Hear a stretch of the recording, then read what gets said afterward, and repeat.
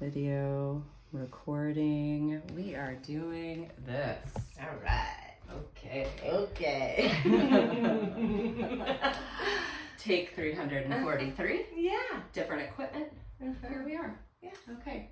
Thank God we have the Compassion Project Oh, yeah. under our belt for those this. resources.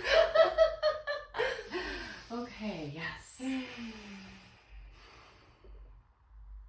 Hi, my name is Emily Light. I'm the program coordinator for the Three Doors, and I was a participant in last year's Compassion Project. I am here with my friend who is also a participant. Hi, my name is Hope. Thanks for inviting me to speak with you about the Compassion Project today. Hope is going to give us a little bit of information about her experience in the program, and we're so grateful. Thank you. Thank you. Mm-hmm. Okay, to get us started, what inspired you to take part in the Compassion Project? Oh, gosh. Well, I was invited. By me. Yeah, Emily invited me. I also have always wanted to cultivate a deeper practice. It's hard for me to have discipline. It's hard for me to set aside time. I'm very busy. I work a full-time job. I have 2 kids. I'm a sole parent. So to be able to invite more meditation into my life, I signed up for a class.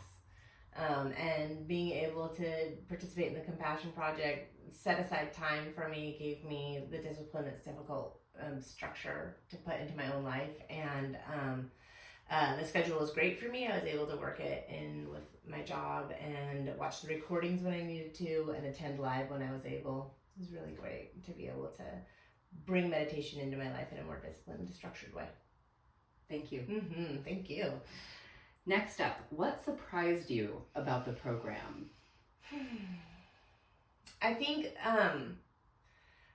I was nervous because I took this leap of faith to sign up for a program and invite more meditation into my life, and that I wouldn't be good enough at it, or that I would have a hard time completing a long class. And so what surprised me is that after several classes that I began to really look forward to the 40-minute session, and was even a little disappointed when it ended.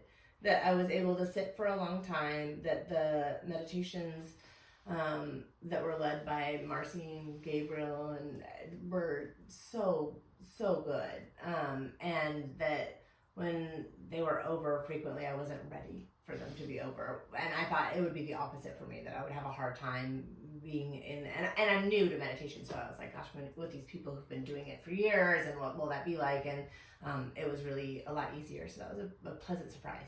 Big surprise. Yeah. You can do it. Yeah, you can do it. We can do it Okay. with the right tools. Yeah. And community. Yes. Yeah. Can you share a story about a particular experience of the program? Yeah. Something that shifted for me in the program was because I was inviting more meditation and more stillness, and the ability to really, I guess, allow myself to have feelings, allow myself the space, and watching other people in the Compassion Project giving themselves the same space, listening to them share experiences with what happened for them internally while they were meditating. I was able to, I feel like, be a lot less reactive and a lot more responsive, and hold space for my children. And that shift in being able to be better at giving space for other people, because I was allowed to give space for myself, it just really shifted my behavior in a very real way that I wasn't aware would be so lasting.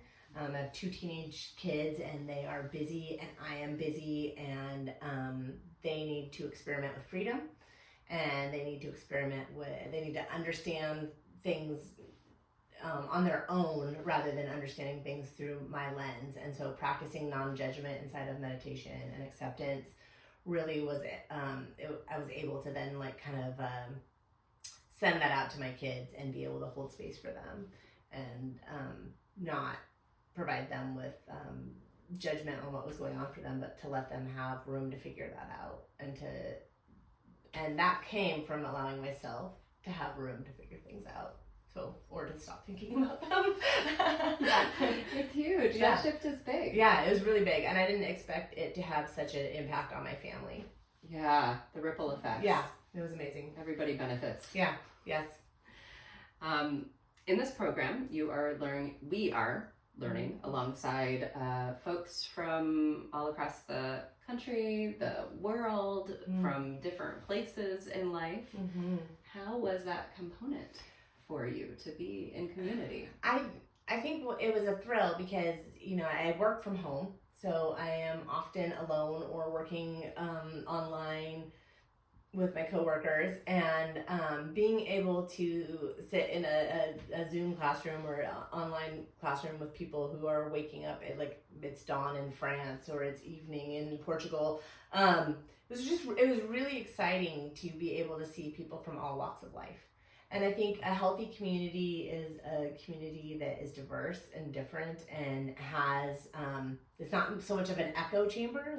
I think success depends on people being different and bringing different perspectives. So being able to practice with people who are from all over the place and from different stages in life and different cultures, enabled me also to understand the common thread of our shared human experience and how meditation that we learned in the Compassion Project can benefit us, no matter where we are in life or the world. Yeah. Yeah, it was really nice. It was great. I appreciated that. Yeah, it's a really fun part of the program. Yeah, it was great. Is there something that you learned in your practice that helped you navigate a real life situation? I lost my husband several years ago to a heart attack, and I have been guiding myself and my children through restarting our lives. I went from being a stay-at-home mom of 15 years to a sole working parent. My kids had difficulty going back to school. Now we are re-engaged. It's been 3 years. It's been a journey. One of the things that has been so transformational for me in real life is the ability to have a tool to help me with overwhelm. Having any sort of trauma in your life, I feel like it trips your nervous system into, fight, flight, or freeze. It's natural. It's how we work. It protects us. And also it needs to stop. At some point you need to be able to come back and re-engage. And so, one of the biggest benefits of the program for me was being able to, recognize when I'm overwhelmed, recognize when I'm shutting down, be able to really, because when you learn to meditate and you bring it into your life and it becomes, something that is a tool and also, a spiritual, help, then you're able to, I have been able to sustain myself and my family in a way that I didn't think I was going to be able to. And I did that by having a community where I was soft, I could be soft, I could hear other people's experiences with grief, and a lot of people who are coming to the Compassion Project are coming so that they can learn real life tools for being a better member of our society, and being better able to navigate hard things, right? Without turning to numbing or, there's so many things in our culture that are you could just avoid it, or you could fight against it, but to be able to sit with something that's difficult, like loss or grief, or I think one of the things that's been beautiful is that there are some older people and some younger people, and so you get to the benefit of seeing, people who are aging and their experience with a loss of ability or a life change. You see young people who are out there in the world for the first time, so I think, it was a really good opportunity for me to see how meditation directly impacted my ability to make good decisions for myself and my children when it felt so critical and so important to be able to be steady and to be a rock and a leader for my family.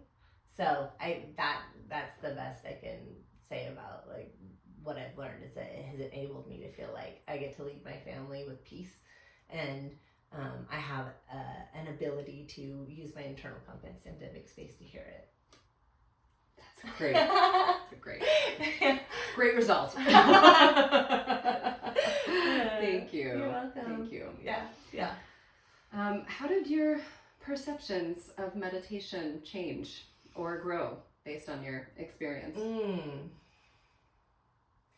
I think because I experienced so much of meditation through the beginning of a yoga class, or at the end of yoga, or through Headspace or Calm, or like all these guided meditations, my perception of yoga was an introduction. And what I felt like the Compassion Project enabled me to do is really kind of understand the foundations of this practice, and to be able to see